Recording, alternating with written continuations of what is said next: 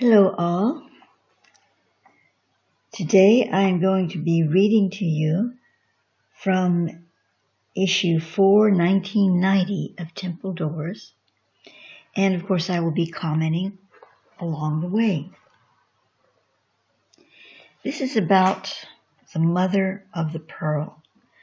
Now when this information was given to me, the mother of the pearl, it was speaking about the other name that Thoth gave me for her was amethystine, and being the mother of the white rose unicorn. Now, a unicorn is a high Davic being, and I've written and discussed this before, so I won't get into it quite a lot here. But they have a very special purpose on and in the planet. And we see them as these unicorns with horns on their heads, and yes, they take that form, but they're much more than that. Now, when I wrote this, it was addressing specifically this female Christic entity as assuming the role of the mother, the birthing station of the white rose unicorn that is the Christed Davic version of the Christ in the form of the nature realm. So I didn't, at the time, I hadn't known about the 13th living crystal skull, as Thoth calls the female being, that is to arrive on this planet in a physical human body, incorporating the 13th note chord experience of the Dweller crystal skulls. There are 72 Dweller crystal skulls, of course, but there's a 12 vibration that is being contained on the planet, and she will become the 13th. It's all kind of complex in a way, unless, you look at it from another view, and then it's all very simple. But I am seeing now, and I'm being shown now, that the two feminine energies are the same. It's a Christic feminine energy contained in the living 13th crystal skull and the mother of the pearl, the mother of the white rose unicorn. So we're talking about the same thing here. But when I wrote this in 1990, I had no such information on this living crystal skull being. So as we state that, now let's begin reading about from my 1990 issue on Mother of the Pearl, or amethystine.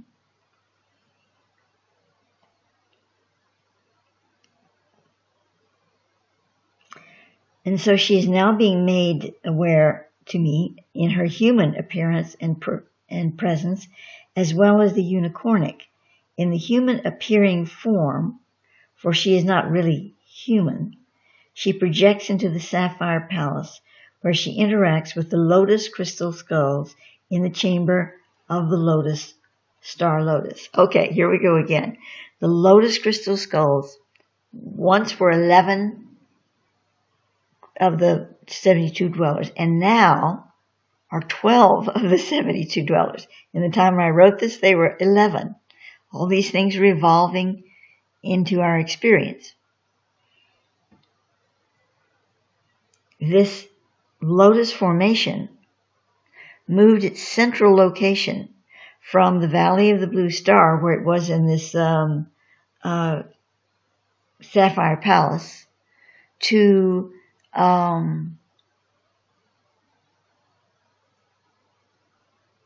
Tibet, into Mount Kailash. Now, that doesn't mean it's not still projecting in some way or shape or form in the Sapphire Palace in the Blue Star Valley, but it has now formed its main node inside Mount Kailash. These are all energy projections, and you can think of us as all being inside these atoms with these little protons and neutrons scurrying about, and they're forming different aspects of themselves in different places. That's kind of what the universe is, what our holographic experience of it.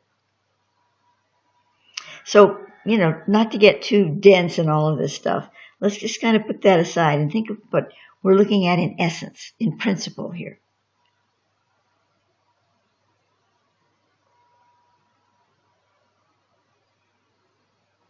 So in the lotus crystal skulls, in the chamber of the star lotus, there in the center of the circle of holographically projected crystal skulls, dweller crystal skulls, is an interdimensional cube of stars called the Ormid.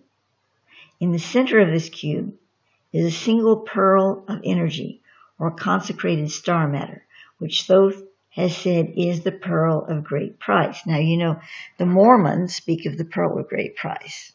So they're not talking about it in this way, but we can see that there is, of course, a corollary.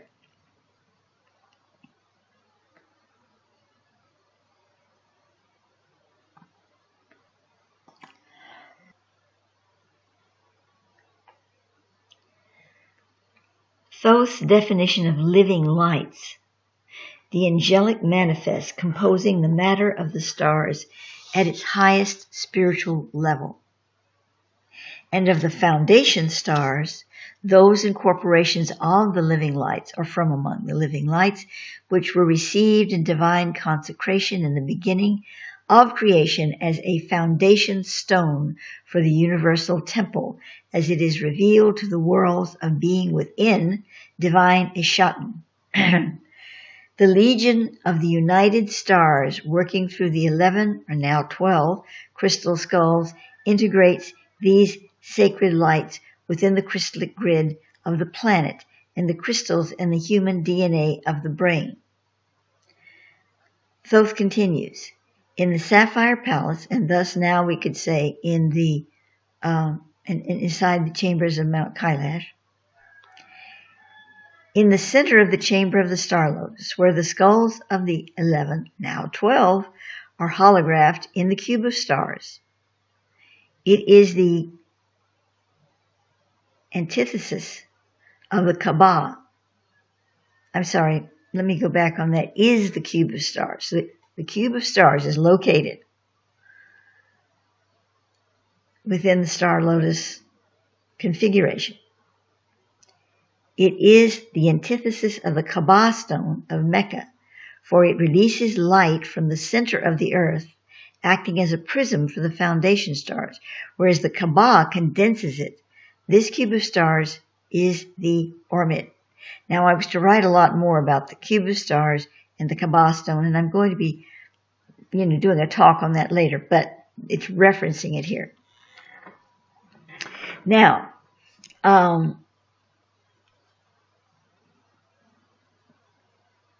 trying to keep track of all of this. It speaks of the foundation stars. Let's go back to the foundation stars for a moment. For the universal temple, as is revealed to the world of being within the divine Eschaton, as it is revealed to the world of being within the divine Eschaton. So what is the divine Eschaton? Well, now, Rowena Petty-Kreider in her Gaia Matrix Oracle defines Eschaton as the phase of Eschaton, the last things, is an illuminative, fiery spiritual consummation of the earth and all beings within and upon her. Whether this spiritualization of the earth is ecstatic or painful depends upon the preparation consciously initiated in the stages of sacrifice. The purpose of Eschaton is a reconnection and fusion of humanity and nature with the sacred tradition. In this final phase, the fiery core of sacred tradition of the spiritual world shines through all other worlds, consuming all that is not true. In Eschaton, the sacred tradition is actualized through the nature and culture within humanity and within Gaia at once. Now, let us take a look at that for a moment. Thoth speaks of all sacred tradition. He doesn't use that terminology, but that's what he's speaking of. As coming out of the bloodline, the blood path, because he speaks of it as tribal.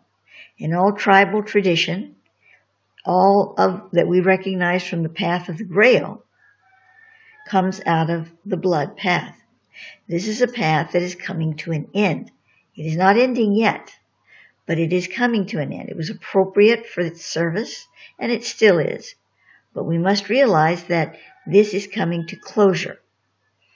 And the white path, the white stone, is that which is integrated, brought into the red path to transform it.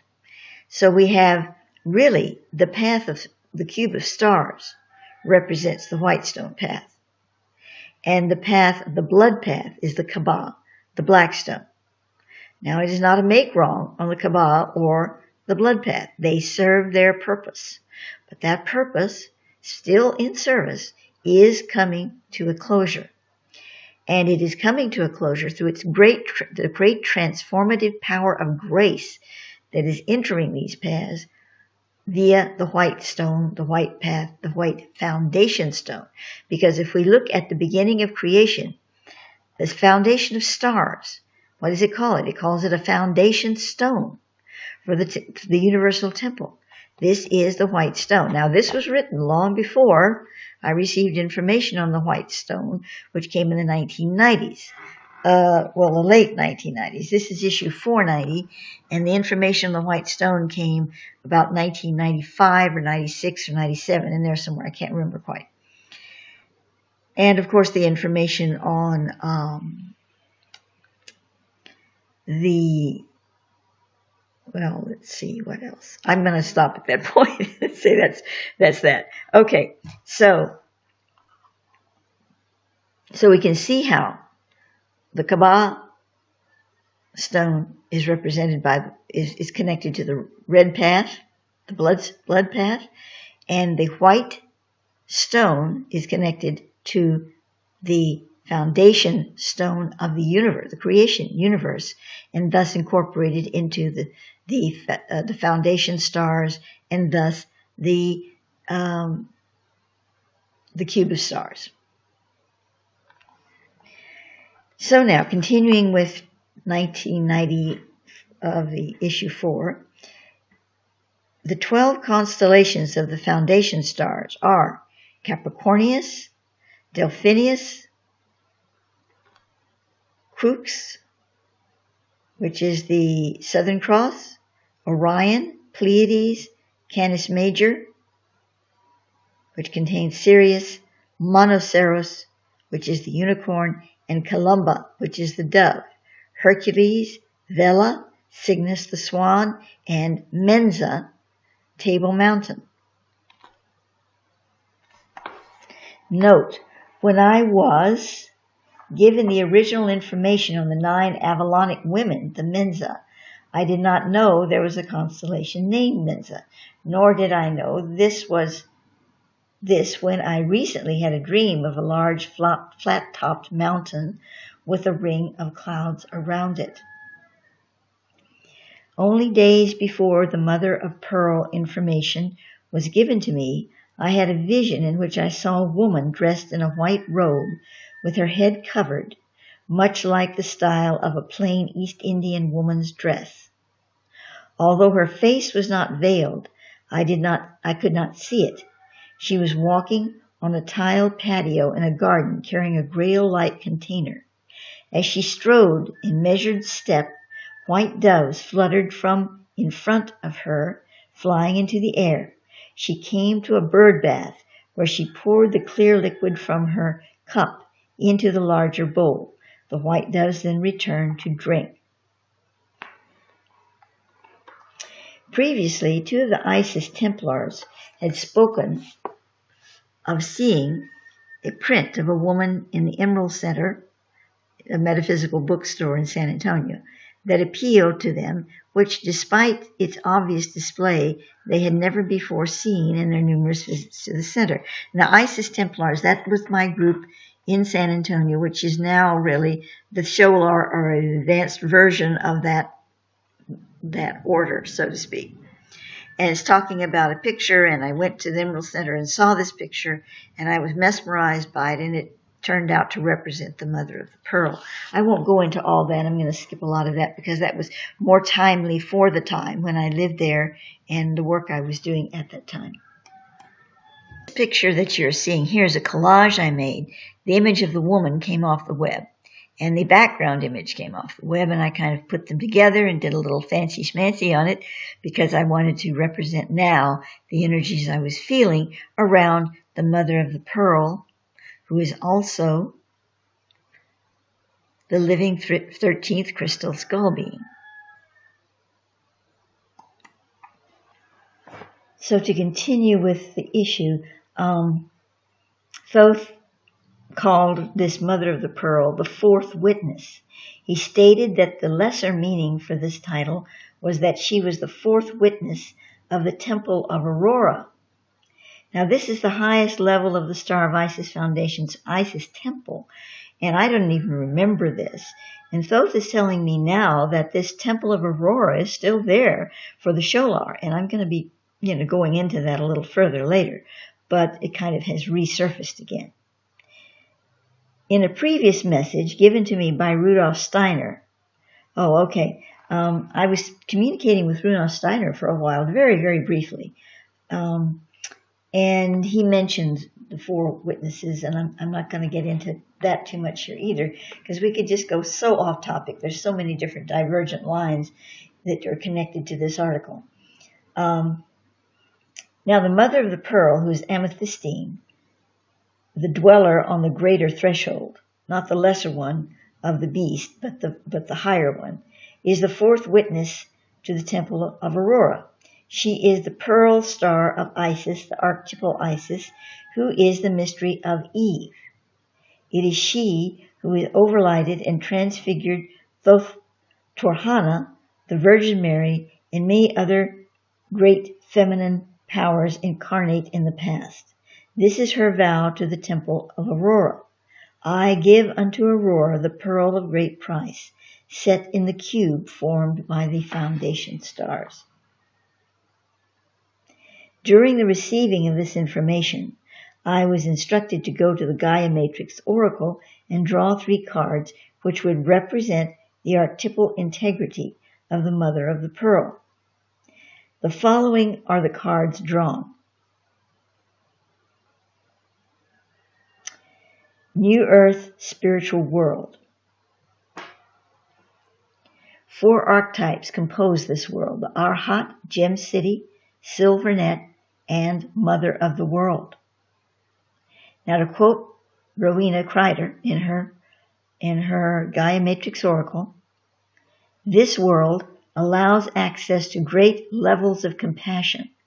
This world can help you bring very illuminative powers into your group.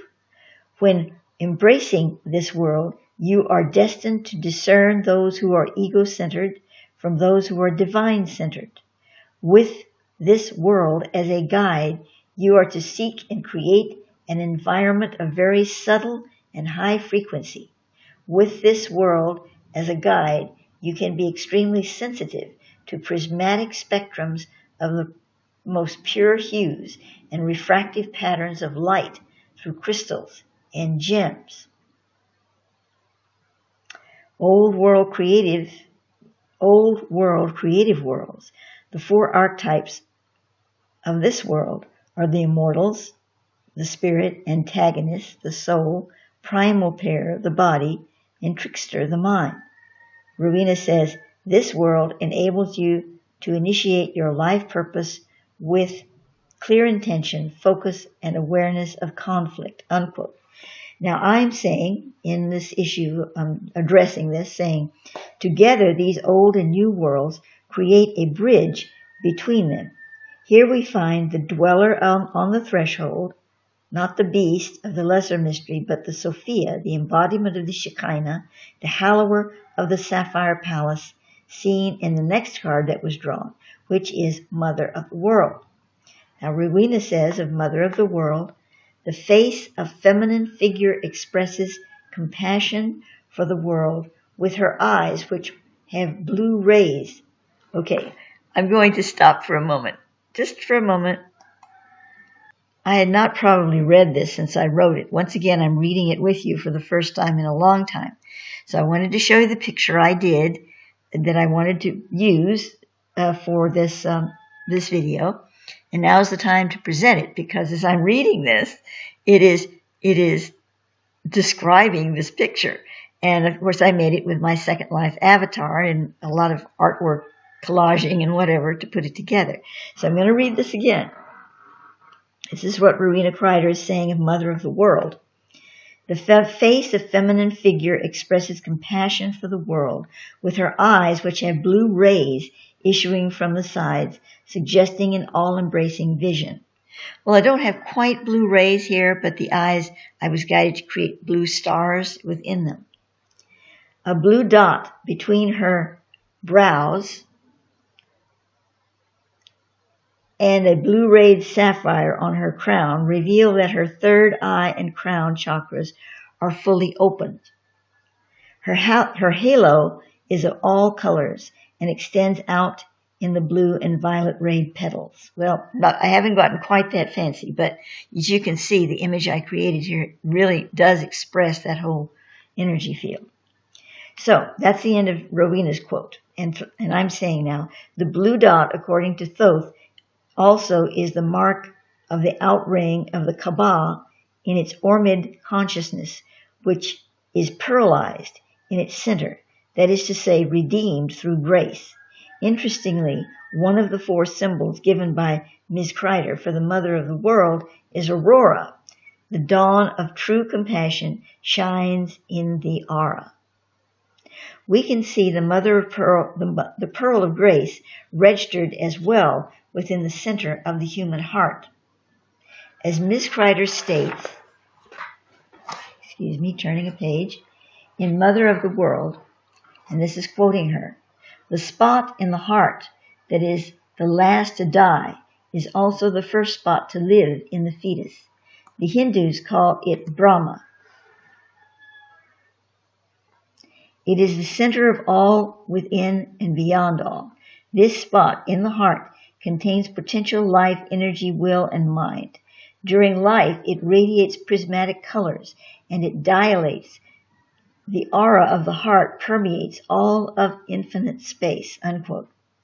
Now, Thoth has stressed to me that the world has entered a period of spiritual rushing, like unto a streaming forth of the stag, whose antlers inscribe the word upon the forest of men.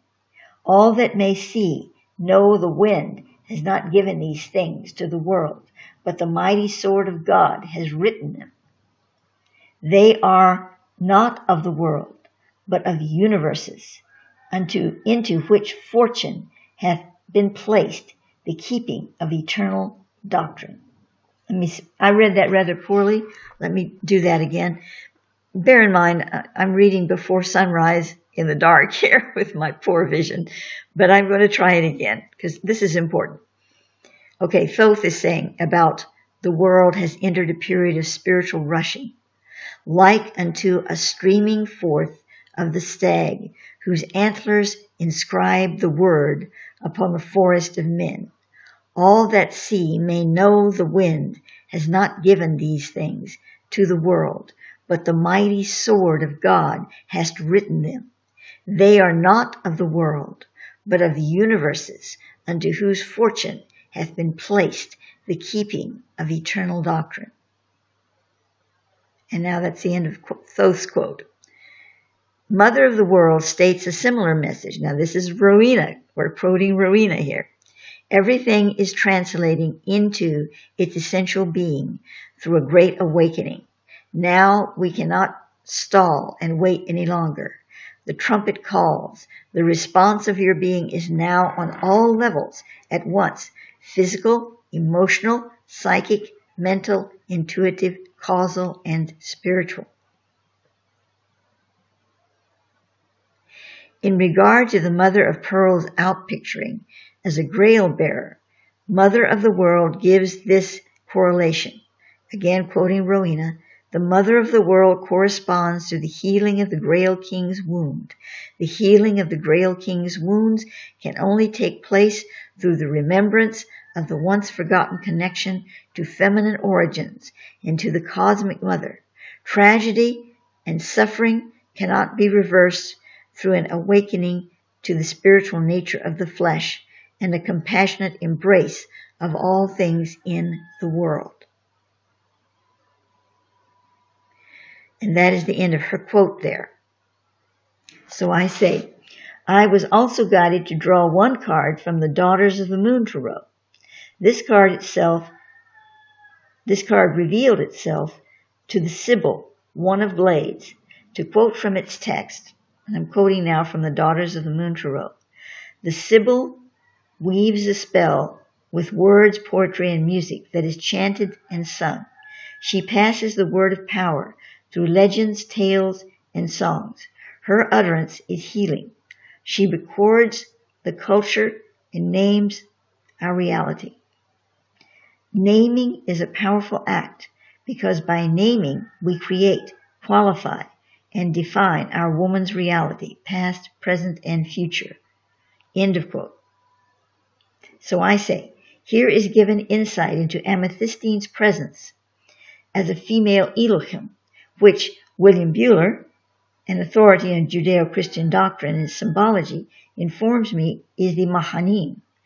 This is given in Genesis 32:2 as the Sibyl, 32:2, period, as the Sibyl, mother of the pearl, becomes a creative consciousness defining life through the harmonics of the word.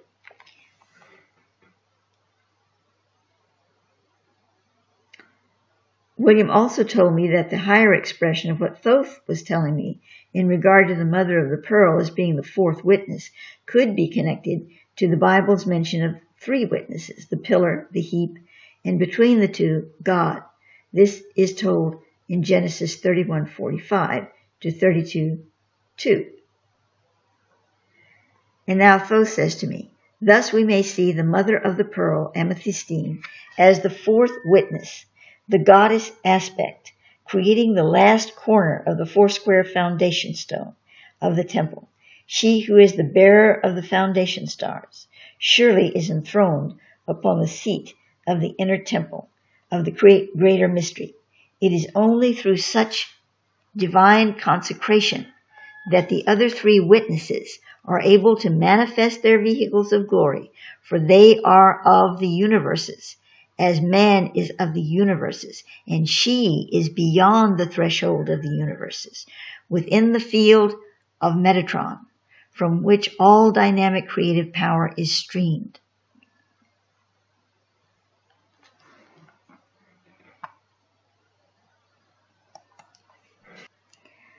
Her, meaning this divine feminine of which we speak, that is exemplified in the mother of the pearl and also in the 13th living crystal skull, is essentially super-sensualized. That's not in the dictionary. Within the Ormed, cube of stars, for she is the quintessence of absolute light, from which the angels take their flight.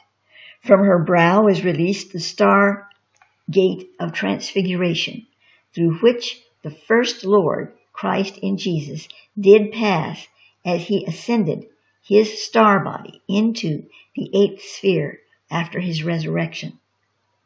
So as the mother of the pearl opens the Ormed, using the holographic imprints of star patterns within the crystal consciousness of the lotus dwellers, these impresses will begin to redeem the light of the entire star programming within the earth.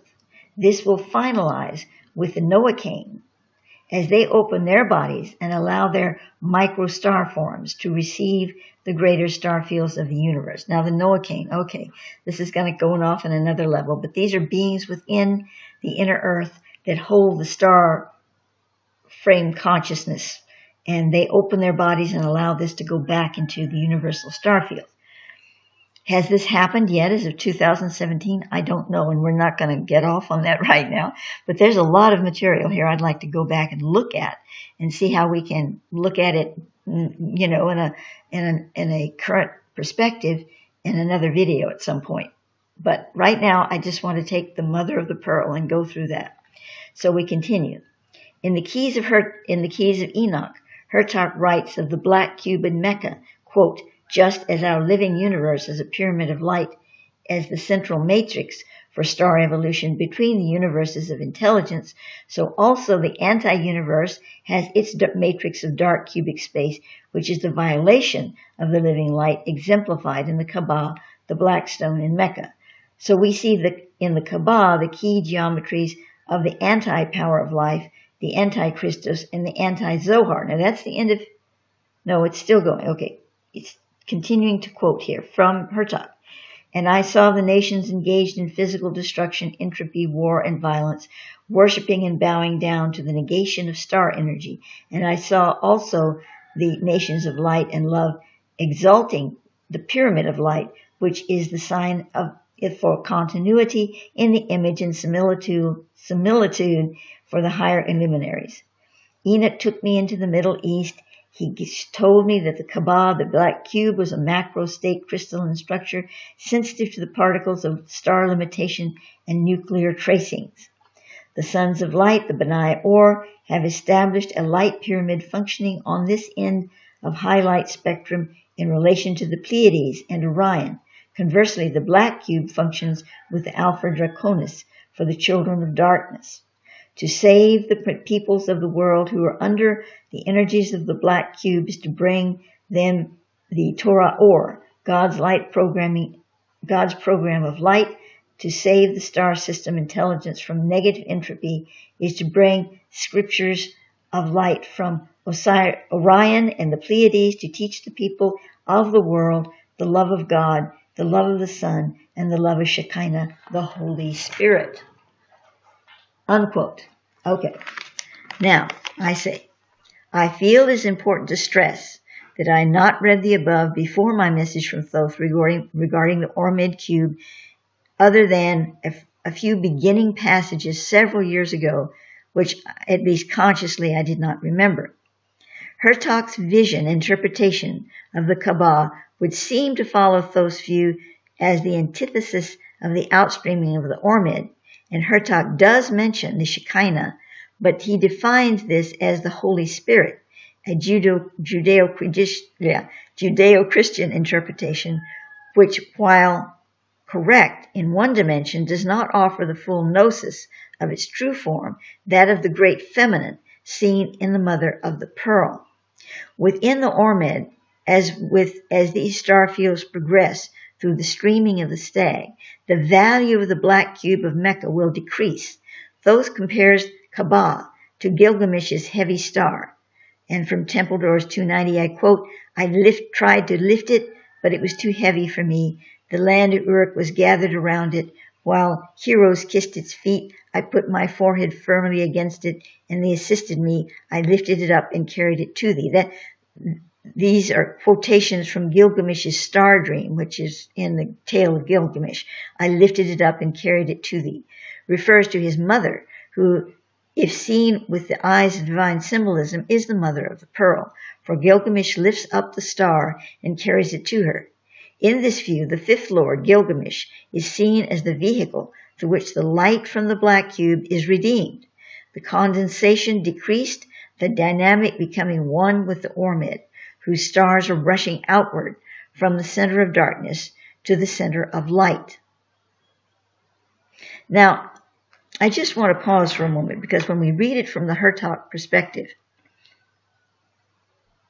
not Hertak, but in the Keys of Enoch, which was received by Hertak, it looks kind of very dark and foreboding, like, a real make-wrong on the Kaaba cube. Maybe I'm not correct about that. Maybe Hertak would say, "Whoa, no, you got this wrong. Read it again, Maya." And so I'm going to say that I don't know. But from just looking at it in this moment, that's what it seems.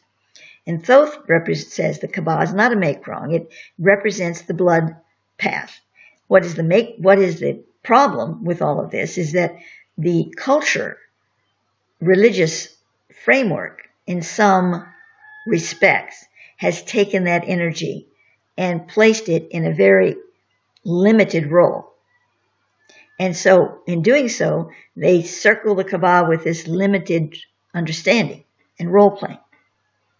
That's not placing it in the entire context of the Islamic tradition, but in that one framework that has formed a limitation around it.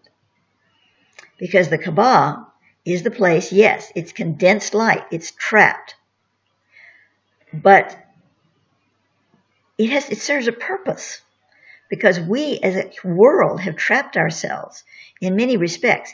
So let's not put it on the Muslims or whomever, operates with the Kaaba. Let's look at it as a planetary situation. And we, as a world planetary people, have limited that light and condensed it into the Kaaba.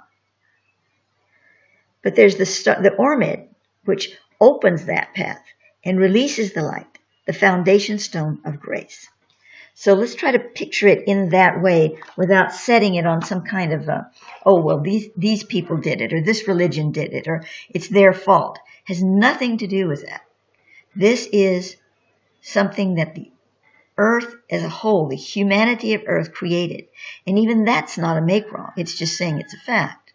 And now we're working through to open that and release it through the power of grace. And grace is all-inclusive in its power.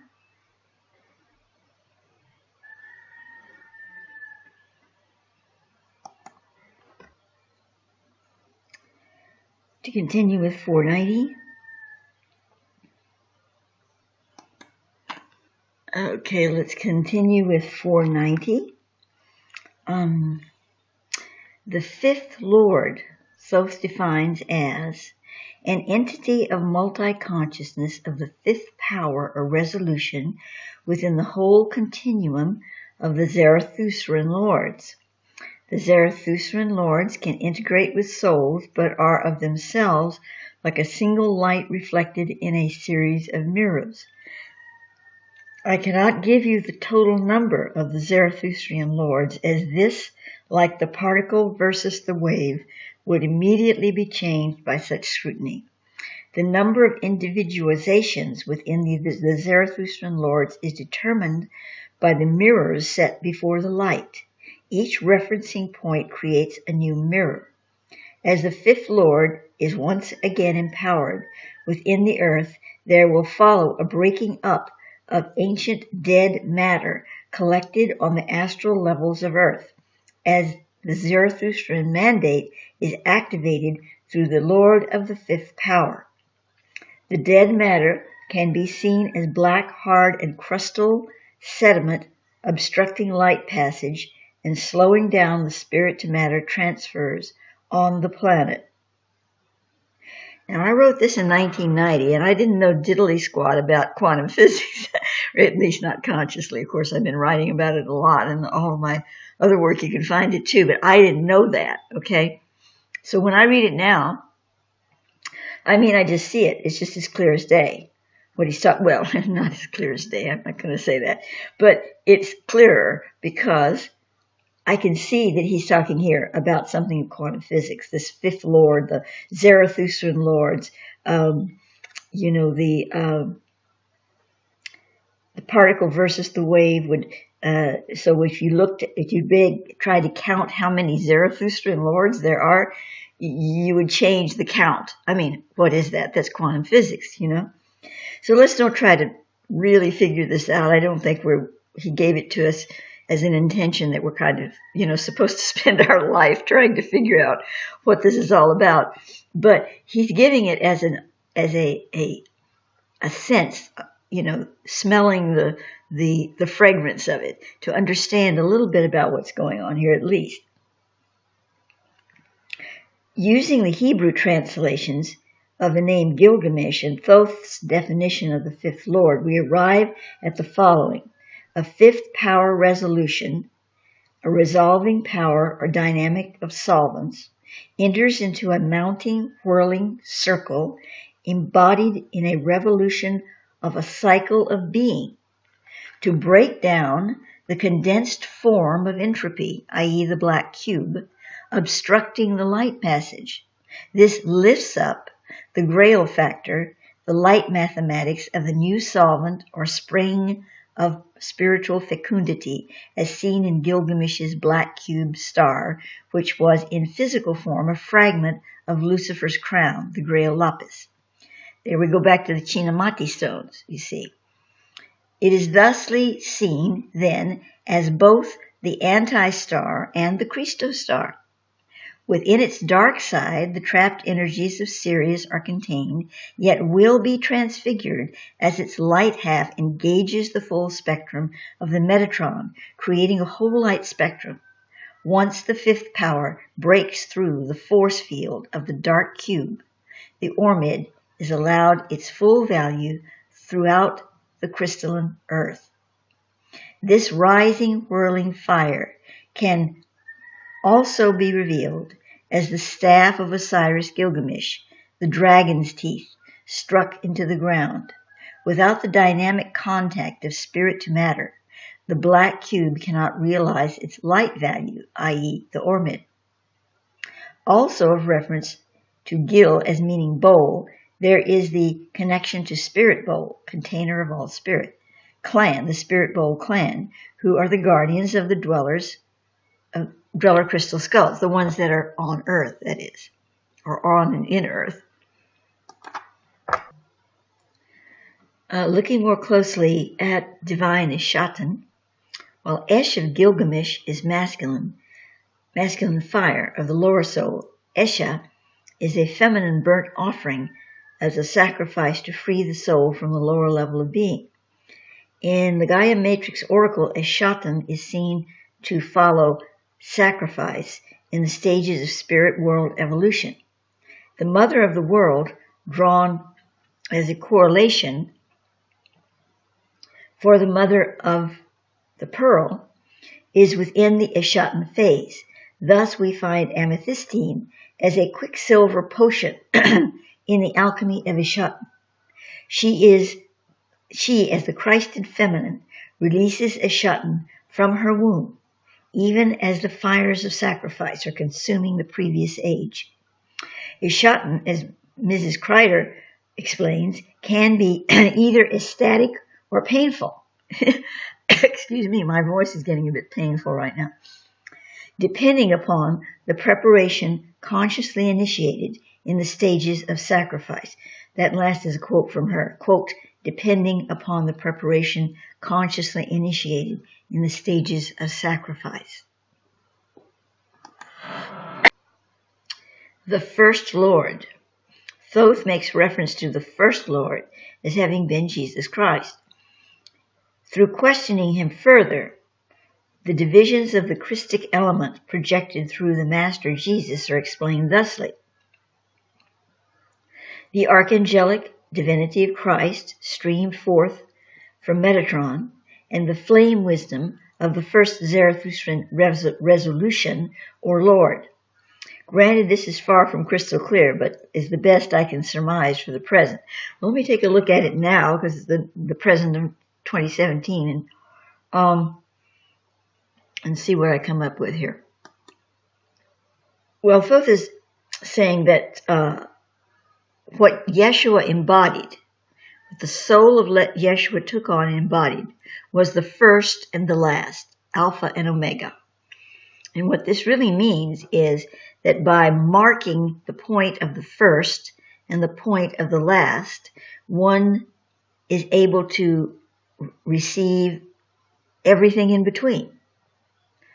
And these 2 points then are the motivation, the beginning and end all of the whole cycle. So the cycle that we are receiving, and I'm talking about a grand cycle here, much bigger than any Kali Yugas, is represented by the First Lord, who is the Alpha and the Omega, inclusive of the All. And now I read the Magda, M-A-G-D-A connection. I asked Thoth if the mother of the pearl was also the Magda. You can refer to that in Temple Doors 190, page 3. He responded that she was not the same, for the mother is the divine virgin archetype, while the Magda is the divine harlot. And let's don't get too excited with the word harlot here, because Thoth looks at it differently, okay? That feminine consciousness which has been defiled by the tyranny of man. See, he's not looking at it. We have to understand that, no, Mary Magdalene was not a prostitute. She was not a prostitute. And Thoth is not saying that. What he's saying is that the understanding of the harlot is a symbolic term, recognizing the defilement of the divine feminine by the masculine energy on the planet. However, these two forms are obviously polar opposite aspects of the one goddess. We are at some difficulty here in truly defining either feminine, pearl, or Magda, for they simultaneously are archetypes, energies of the nature universe. And as amethystine, the mother of the pearl, is also a specific divine Christic entity, whereas the Magda is a multiform consciousness of nature, abandoned and abused. So, you know, we can see that the divine feminine is spread out through a lot of places. And so is the divine masculine. And so here in this text, I quote from the Encyclopedia Britannica. Get a load of this. And these days, if I wanted to look something up, I couldn't Google it. I had to go to a huge bunch of expensive encyclopedias that I'd bought, you know, pull out the right volume and look it up in there. And it was very limited information. So out of that, I received this particular, which I had to copy down. I couldn't cut and paste and put it in here. But I'm not going to read all of this because we know kind of what the Stone of Mecca is. It is interesting, but I do want to read the second quote that I have here, which is from the Women's Encyclopedia of Myths and Secrets. Shrine of the Sacred Stone in Mecca, formerly dedicated to the pre-Islamic triple goddess Manat, Al-Lat, Allah, and Al-Aluza, the old woman worshipped by Muhammad's tribesmen and the Qurayshites. The stone was also called Kuba, or Kub, and has been linked with the name of Sibel, or Sibel, or Kebela, the great mother of the gods. The stone bore the emblem of the yoni, like the black stone worshipped by votaries of Artemis. Now it is regarded as a holy center of patriarchal Islam, and its feminine symbolism has been lost, though priests of the Kaaba are still known as the sons of the old woman. That's really interesting. Okay, that's in the quotes there. So I say, in these references, we find the Kaaba very much a feminine vortex, and the old woman a clue to the mother of the pearl legacy. Thoth tells me that there is an actual black cube buried beneath the shrine, which activates the whole. Now, I know they have a black stone inside it, you know, and you can touch it by, you know, but he's saying there's something underneath it as well. All these stones, one way or another, or what, there are these Chinamati stones, you know, the Grail ellipsis, I can't say it, the Grail ellipsis. You know, all of these are all Chinamati stones, and they're all coming from the same energy source. Maybe they were transferred to Earth at different times. I'm not sure about that. But they're really coming from the same energy source. The Pearl of Great Price. The Church of Latter-day Saints Mormons book, written by their prophet Joseph Smith, is titled The Pearl of Great Price. It is a book of translation corrections. Let me do that again. It is a book of translation corrections to books of the Bible, Smith was given by his guides this instruction, bringing these biblical testaments into a clearer and truer interpretation. But the deeper understanding of the pearl of great price is to be found in Matthew 13:45 and 46. Quote, "Again, the kingdom of heaven is like a merchant seeking fine pearls, and upon finding one pearl of great value, he went and sold all that he had and bought it." In G.A. Gaskell's Dictionary of All Scriptures and Myths, the above biblical passage is interpreted thusly. The man is the mind or the ego. The pearl is the higher self, the possessions with which the ego parted are the sense nature and the things of the lower planes, in exchange for which he may inherit all things. The real in substitute for the apparent and illusory. All of a sudden I can't talk anymore. Sorry about that. The ego surrenders the lower in order to secure the higher. And in the same dictionary under pearl precious, it states of this sublime organic gem, a symbol of experience in its outcome, the gnosis or knowledge of the soul process. The gnosis is ultimately found first through the awakening of the ego by the clamor of his karma manasic. Anasai, a symbol of the causal body of the higher mind, nature. For it is through this desire side of his nature that he begins to function as truly a human entity, and it is from his mentality, therefore, that the germ of experience, which from this viewpoint is another expression for the pearl, is collected and transferred to the higher plane of the being's consciousness. It must be remembered that all experience is only the reflection piecemeal upon the lower plane of that complete gnosis which is above, the ideal actualizing, as it were. And that's the end of the quote. So I say, in this perception, we can see revealed before us the divine Ashatan as an ecstatic membrane of the feminine pearl consciousness contained within the mother of the pearl.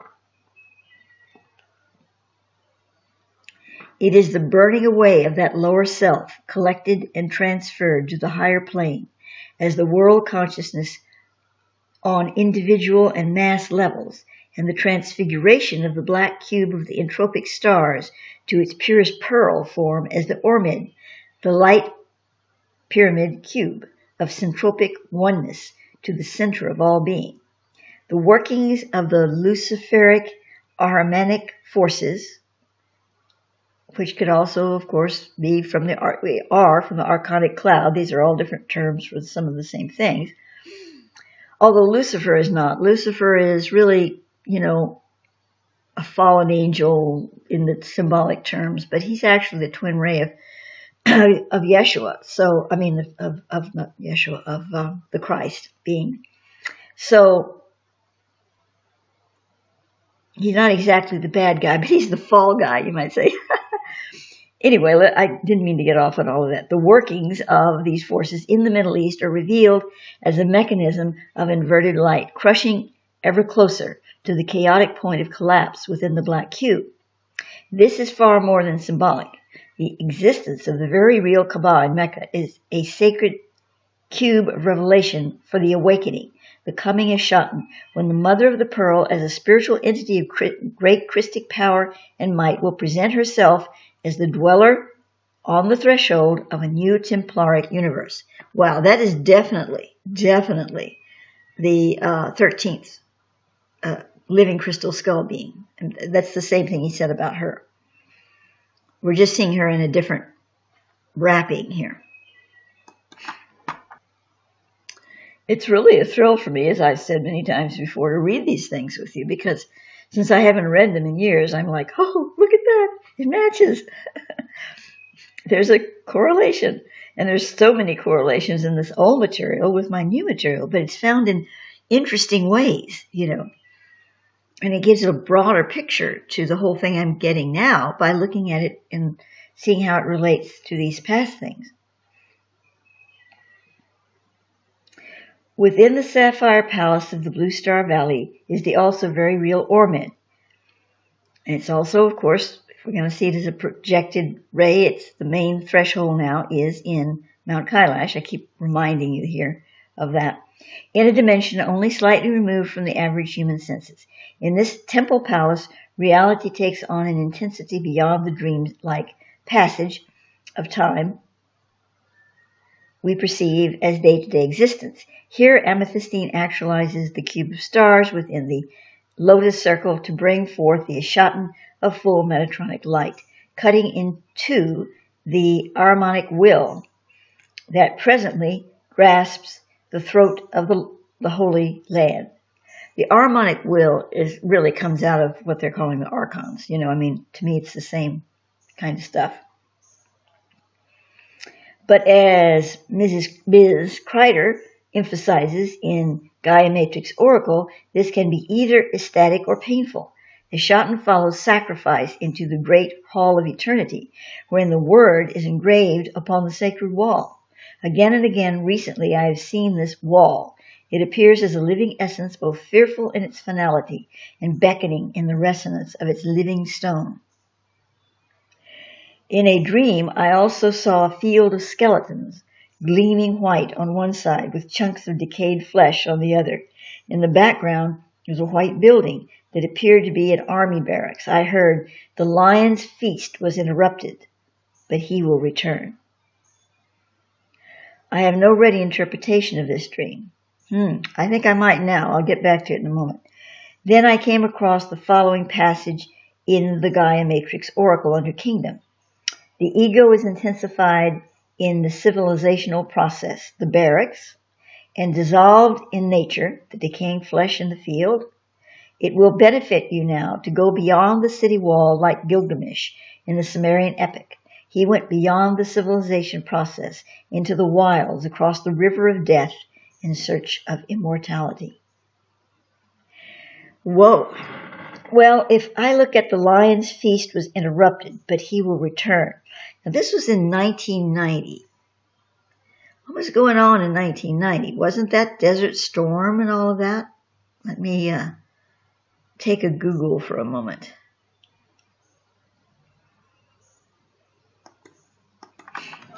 Yes, I'm right. Desert Storm started in 1990, went through 1991. I don't want to just bring it down to such simple terms. It probably means more than that. But, you know, the whole thing with Desert Storm, and I don't want to really get off on it too much, but according to Thoth, yes, you know, this whole thing with oil wars, there's no question that all of these have been oil wars from the beginning. But let's look at it from a Thothic perspective that's beyond that. Those are the mechanisms of the harmonic, the archonic, whatever you want to call it, forces that they have overlaid on other matters. And they have brought it to their den to gnaw on the bones, you know? But the underlying factor is that there was a crucial thing going on at the time in Iraq, or was it Iran, wherever Gaddafi was, I get them mixed up, that was perilous to this planet. And Gaddafi was fiddling with it. He didn't understand it, and he was really messing with it, and he could have destroyed a lot of things. And this was interrupted by Desert Storm. Now, you know, Desert Storm had its own agenda of the oil wars and all of that. But I'm just saying that, you know, even negative things can serve a positive purpose sometimes. And this is one of them in that particular way, because we probably wouldn't be here as a planet now if Gaddafi had kept fiddling with whatever it was he was fiddling with. I don't mean to get, that sounds kind of strange, but, you know, it was something underground. Thoth alludes to this underground cache, and he found something there he didn't understand and wanted to control it because he saw it as powerful.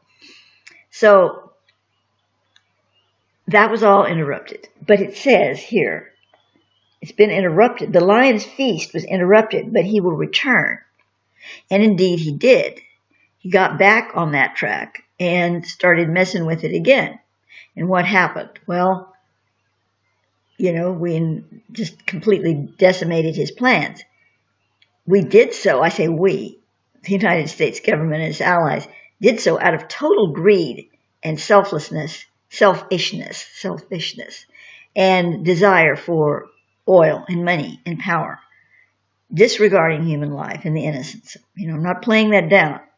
But what I'm saying is that it ultimately did stop this particular thing from taking place, which would have been just, entirely destructive to humanity. So you can see how the universe works. I mean, even things that are really awful sometimes yield positive results. That doesn't mean that they had to happen that way. It could have happened in a more graceful way, but it happened through the red path and not the white stone. I have more to all of this that I would like to share, but I'm going to conclude this as part 1, and I'll create part 2 accompanying it. You can watch both parts all at once, or one part and then another part later. But to make it a little shorter watching time between the two, I'm going to conclude this as part 1.